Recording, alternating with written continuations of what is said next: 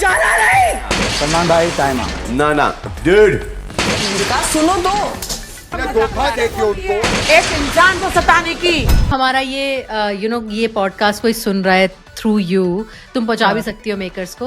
I would like to see a season जहां पर पुराने जितने भी कंटेस्टेंट्स हैं या पुराने जितने भी विनर्स हैं उसमें से चूज करके और फिर उस हाउस में लेकर आया जाए। तो तुम चाहती हो कि नए नए कंटेस्टेंट्स ना आए, पुराने कंटेस्टेंट्स वापस से आ जाए? 20 के लिए फॉर द माइलस्टोन। बेचारे नए कंटेस्टेंट्स का ही काम से वो तो। बट ये अच्छा आइडिया हो सकता है, मुझे लगता है ना, बहुत अच्छा।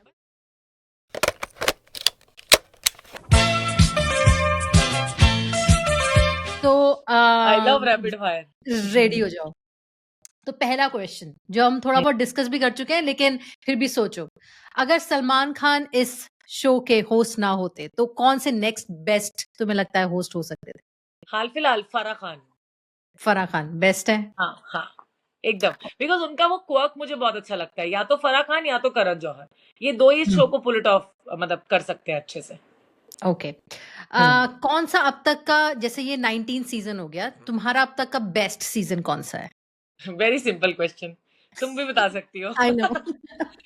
Big Boss season 19, all the love to Gaurav Khanna, because आपकी वजह से मैंने पूरा देखा है ये सीजन। सो या ओके 19। अच्छा अभी तक जितने भी बिग बॉस के विनर रहे हैं या कंटेस्टेंट्स रहे हैं, उसमें से अगर तुम्हें टॉप 5 चुनने हो तो वो कौन से होंगे तुम्हारे अपने टॉप फेवरेट? 5। टॉप 5। हाँ ये थोड़ा डिफिकल्ट है question, but one was Siddharth Shukla, hmm on the top is Gaurav Khanna. Hmm first of all उनको मैं इग्नोर नहीं कर सकती। हम्म देन इज सिद्धार्थ शुक्ला 2013 में जो थे 2। उसके अलावा मुझे लगे एल्विश, और then Shweta Tiwari was very strong contestant. ये 4 तो मैं कह सकती हूँ, 5वां मुझे नाम अभी याद नहीं आ रहा है। Shehnaaz Gauahar Gill. Khan, of course Gauahar Khan, she was one of them.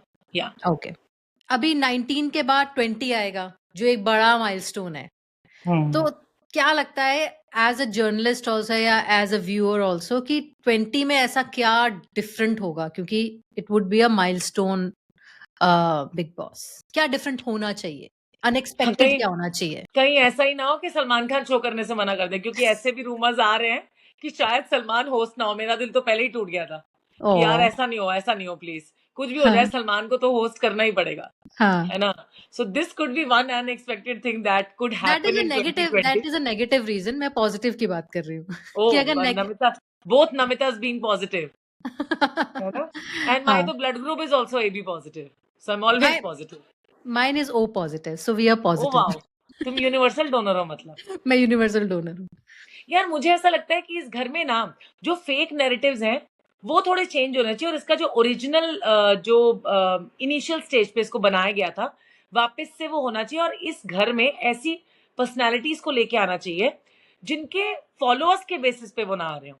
मतलब अभी क्या हो गया कि this is a medium to gain followers, इससे इंस्टेंट फेम मिलता है तो पीपल वांट टू कम, है ना। और कहीं ना कहीं this is a reality show, so people should be having some take away from this show, जो अभी थोड़ा मिसिंग लगता है मुझे। So if your kid, would you allow your kid to watch Bigg Boss? Honestly मुझे बताओ। नहीं ना। तो इट शुड बी मतलब नॉट अ फैमिली शो तो नहीं बन सकता है, बट कहीं ना कहीं हम टीवी चलाते हैं तो बच्चे भी तो देख ही रहे हैं ना, तो कुछ तो ऐसा होना चाहिए जो एटलीस्ट इंस्पायर कर सके। राइट क्योंकि मेरा किड के बारे में तूने बोला तो मेरे मॉम डैड देख रहे थे बिग बॉस, तो मेरी बेटी आके ऐसे पास ऑन करते हुए पूछ रही थी why people are fighting in this house. है ना, देखो बच्चे भी समझते हैं कि यार ये हर बात पे लड़ रहे हैं, यार क्या कर रहे हैं, है ना। फरहाना को तो एक जर्नलिस्ट ने बोल ही दिया था कि फरहाना इतना हैवी हो जाता है कभी कभी आपको देखना कि मेरा तो मन करता है कि मैं बंद कर दूं बिग बॉस। और कई बार ऐसा होता है कि आप पूरा अगर बिग बॉस का एक एपिसोड फॉलो करें जिसमें बहुत लड़ाई झगड़ा हुआ है, सो यू फील हैवी, तो ऐसा नहीं होना चाहिए। आपको कहीं ना कहीं अच्छा लगना चाहिए यार शो देख के। After end of the day it's a show ना, तो आई एम श्योर कि कुछ ना कुछ क्रिएटिव जरूर करेंगे, because it's a hugely loved show by everyone, so they always want something और the other to be creative in the show. मेरे पास एक आइडिया है वैसे, मेरे पास एक आइडिया है। क्या? अगर हमारा ये ये पॉडकास्ट कोई सुन रहा है थ्रू यू, तुम पहुंचा भी सकती हो मेकर्स को।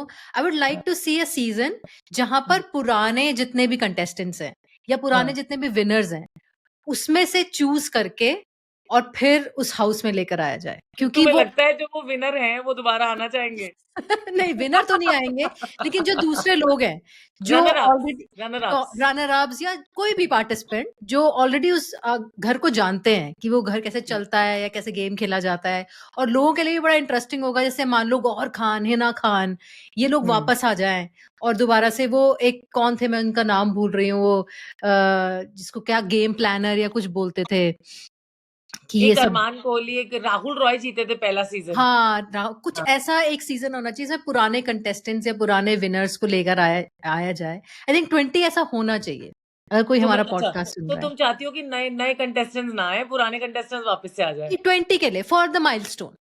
बेचारे नए कंटेस्टेंट्स का ही काम से वो तो। फॉर द माइल ओह नहीं, तुम्हें एक आधे को ले आए, नमिता को ले आए। नहीं, नमिता का तो कहाँ से जाएंगी, नमिता तो जर्नलिस्ट है। वेल, बट ये अच्छा आइडिया हो सकता है, मुझे लगता है। है ना, बहुत अच्छा। बट मैं इट बहुत वुड बी टाइम टू से heavy, it would be too heavy for the contestants to come back and participate once again, you know. But कोई होंगे, कोई ना कोई तो होंगे जो वापस आना चाहते हो, वो वापस कॉन्template करके आए कि यार ये गलत किया था, वो गलत किया था, हम नेक्स्ट टाइम अगर मौका मिले, second chances, basically a second chance in the big हाँ बॉस हाउस। तो ऐसा हाँ, कुछ हो तो मजा आ जाएगा for the audience and for the players also. मैं सोचू लाइफ में लोग सेकंड चांस देना नहीं चाहते हैं, बिग बॉस के घर में क्यों देंगे? तो मेकर्स तक मेरा आइडिया पहुंचाओ जरा तुम। लेकिन फिर प्राइज मनी भी तो वापस उन्हीं कंटेस्टेंट्स को जा रहा है। नमिता सोचो जरा, वो किसी नए इंसान को मिलना चाहिए ना।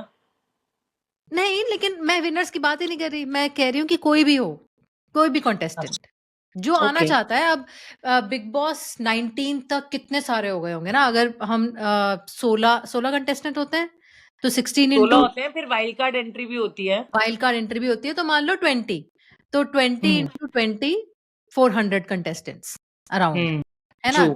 400 कंटेस्टेंट्स के उससे थोड़े कम ही, क्योंकि 19 है, अब मैथमेटिक्स कौन करेगा, तो मोटा मोटा 400, तो 400 में से 20 तो निकाले जा सकते हैं ना पुराने अच्छे हाँ, थोड़े जो तुम फेमस हो। सही कह रही हो। जैसे तुम्हारी बात जरूर पहुंचाई जाएगी, तुम सही कह रही बिल्कुल पहुंचाना प्लीज। हो। चलो लास्ट क्वेश्चन तुमसे पूछ रही हूँ कि अगर अब बिग फाइनल, बॉस लास्ट कुछ नहीं होता जीवन में। फाइनल फाइनल यस, क्वेश्चन, दोनों में क्या ग्रैंड डिफरेंस फिनाले का। है, फाइनल और लास्ट में, बाबू, लास्ट इज लास्ट, और final is final. Final is final question, इसके बाद भी कुछ आ सकता है। अच्छा, उसके बाद भी ओके, चलो उसके बाद फाइनल फाइनल के बाद हम नेक्स्ट क्लास में जाते हैं ना एग्जाम देके। Okay, last is last, okay bye last bye Tata.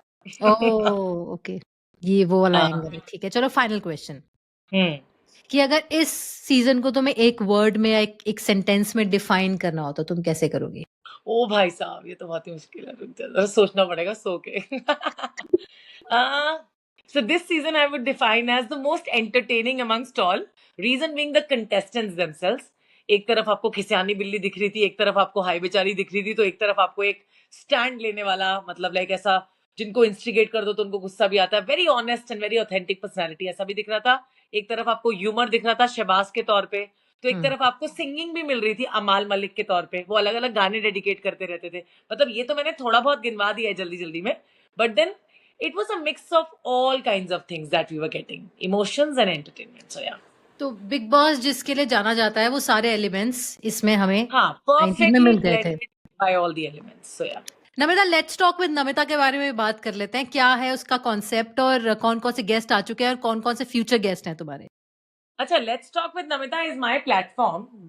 ये मैंने पिलो भी बनवाया लेट्स टॉक विद नमिता का, और इसको मैंने वैसे इतने साल यार जर्नलिज्म करने के बाद आपको होता है ना कि कुछ तो चलो अपना कर लेते हैं। डिजिटल आजकल इतना ट्रेंडिंग है और सोशल मीडिया में आपके पास पावर भी रहती है, so why not being the boss of my own life when I am doing everything all alone यहाँ पे। तो मुझे ऐसे ही लगा बैठे बैठे कि जॉब वॉब तो मेरी कुंडली में है नहीं, तो मुझे खुद का प्लेटफॉर्म शुरू कर लेती हूँ। और फिर ऑब्वियसली इतने साल जो मैं यहाँ पर रही हूँ या मीडिया में रही हूँ, तो वो कॉन्टैक्ट्स आपके डेवलप हो जाते हैं। और मैं हमेशा बोलती हूँ कि मुझे सिर्फ on this side of camera नहीं रहना है, सिर्फ इंटरव्यूज करना नहीं है, आगे चल के देना भी है।